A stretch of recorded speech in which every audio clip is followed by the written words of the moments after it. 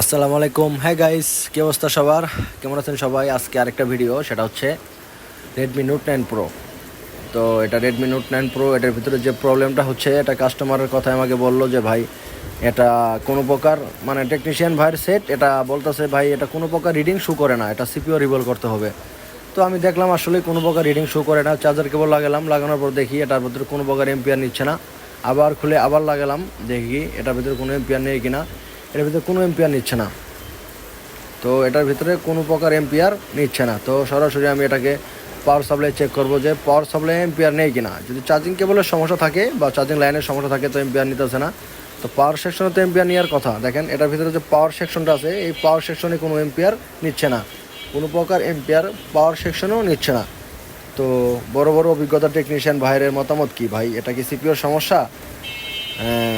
এটা বুটটা পুরো ফ্রেশ, এখনও পর্যন্ত কোথাও কাজ করা হয় নাই, বুটটা পুরো ফ্রেশ। তো এটা কোথায় সমস্যা, ভালো ভালো টেকনিশিয়ান ভাইরা বলে যাবেন এটা সমস্যাটা কোথায়। এটা চুল পরিমাণ চার্জিং এম্পিয়ার নেয় না এবং পাওয়ার সাপ্লাই যে রিডিং এটাও নেয় না।